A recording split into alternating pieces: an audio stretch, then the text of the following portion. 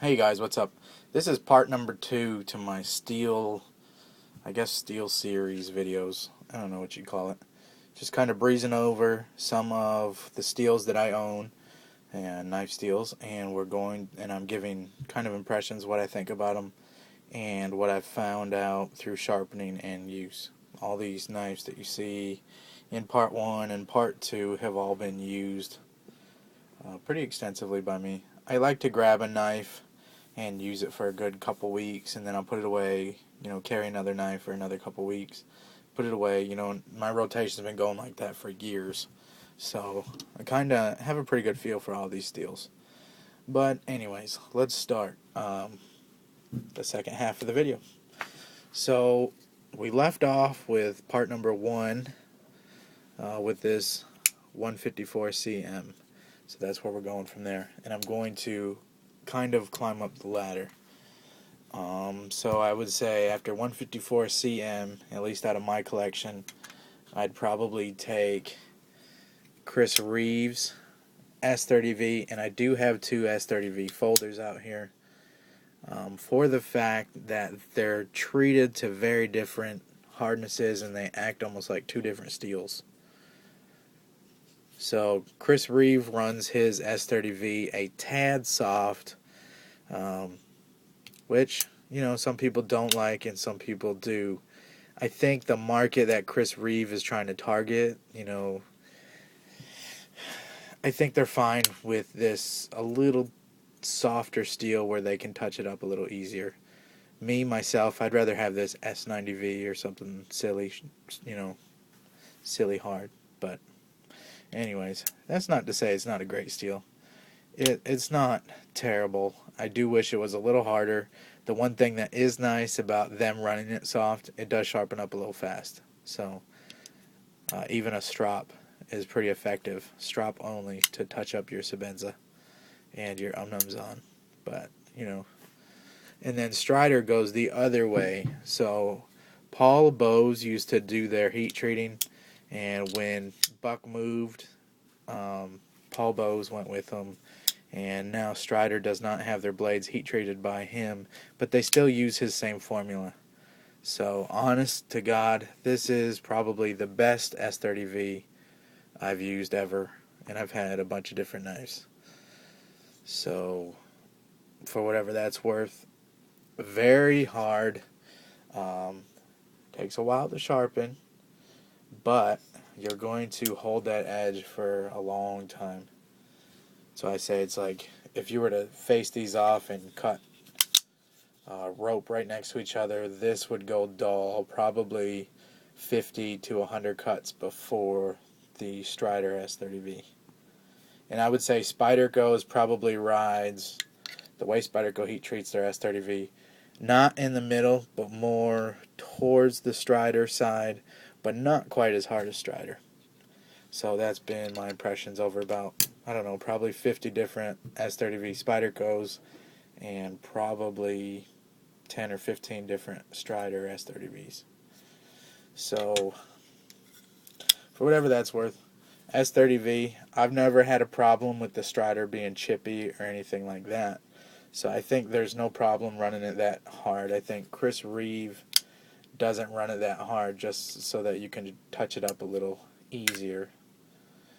And it doesn't really give up much in edge holding, in real world use. But us knife nuts and steel nuts and stuff like that, we can totally tell the difference. Does it stop me from buying Sebenzas? Of course not. I just know that if I'm going to use it a lot, I might have to run it on the strap. And I'm totally fine with that. So the next up from S30V, in my opinion, is this BG42. And you don't see it a lot anymore in knives. There's a few custom makers who are using it, and I think a few production knives, but not many. I think the smelter for BG42, this is basically a ball bearing steel. That's what it was designed for, as far as I know. It does work great for knife steel, but the Latrobe is the people who make BG42. I don't think they're real friendly to selling it in knife-sized pieces. So that's why you don't see it a whole lot. I think you got to buy like so much of it, and then they, it's not the right stock measurements and stuff. But could be wrong on that too. It's just kind of what I remember. Loves a polish. Sorry guys, I'm trying to get the tripod right here.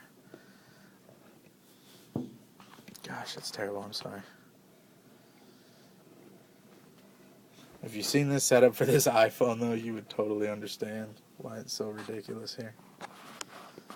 Okay. You guys are held on by like rubber bands wrapped around the phone and then put on a real tripod.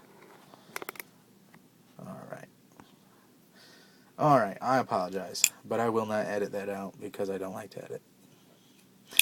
So anyways, BG42 will get scary sharp, hold an edge great. To me, holds an edge better than their S30V, but according to Blade Forums, Chris Reeve has scientifically tested these two steels right next to each other, and the S30V held an edge better than the BG42. So I know that's kind of contradicting. I'm telling you, in my uses, my BG42 holds an edge a little bit longer than the S30V, whatever that's worth. In scientific testing, Chris Reeve himself says the S30 is better. So just letting you know. I would take all my Sebenzas and BG42 any day of the week if it was ever offered over the S30. Not because I have anything against the S30V. It just seems like the BG42 just does a little better. So up from there, I'm going to call all these like super steels. I kind of think S30V has had its day in the sun, and now it's kind of time for these new steels to step up. So that's what we're looking at. Ultra premium knife steels here. And there's still more exotic steels than this. This is just what I have in my collection. So yeah, we'll start here. This is the Spyderco Sprint Run of the CTS-XHP. And from what I gather, reading the information sheet that come with this knife, this is basically a stainless version of D2.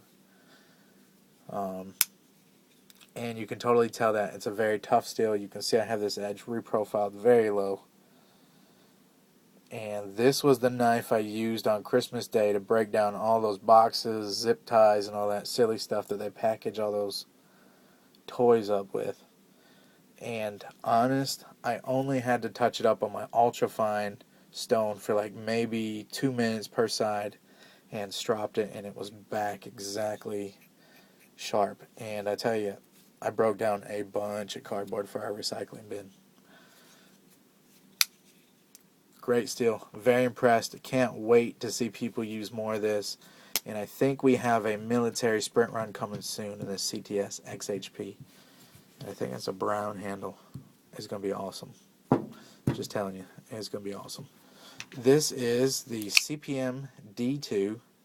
Gosh, that one's dirty. I should have cleaned that one. What the heck was I doing with that? Anyways.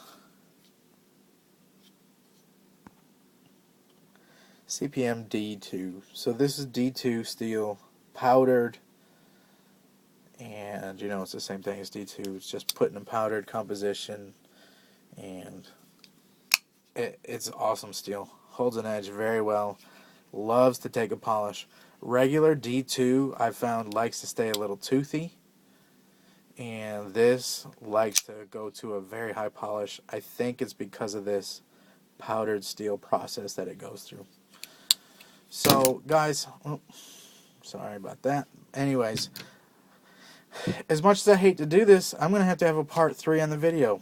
I know I can run 15-minute videos, and I even have a thing in my inbox of YouTube saying I can run longer than 15.